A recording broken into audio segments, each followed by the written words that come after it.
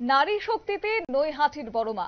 রাজ্য জুড়ে এখন দীপাবলি উপলক্ষে কালী পুজোর প্রস্তুতি কিন্তু প্রায় চূড়ান্ত পর্যায়ে রয়েছে এবং সেক্ষেত্রে আগরতলার বটজলাস্থিত আলোক সংঘে এবারের বিশেষ আকর্ষণ তাদের নারী শক্তিতে নৈহাটির বড় মা। প্রস্তুতি কিন্তু এক প্রকার চূড়ান্তই রয়েছে।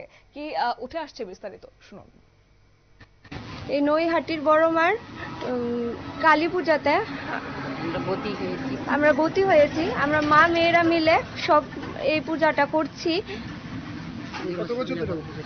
পূজাটা প্রায় 2 বছর ধরে আমরা করছি।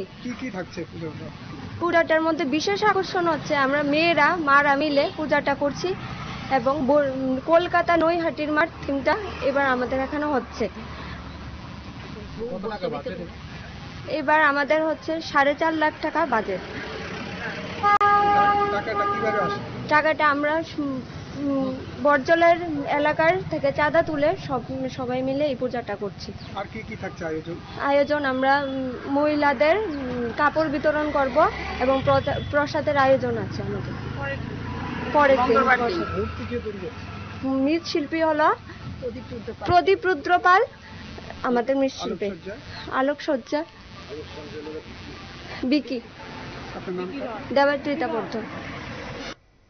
অর্থাৎ সর্বমোট 4.5 লক্ষ টাকা বাজেট হাতে নিয়ে শ্যামা মায়ের আরাধনায় ব্রতী হয়েছে আলোক সংঘের মা বোনেরা এবং 2 বছর ধরে চলছে তাদের এই পুজো ধর্মীয় রীতিনীতি মেনে এবং এই বছর তাদের নারী শক্তিকে বিশেষ প্রাধান্য দিয়ে নৈহাটির বড় মাকে থিমের মাধ্যমে তুলে ধরা হচ্ছে এবং সম্পূর্ণরূপে তারা আশাবাদী।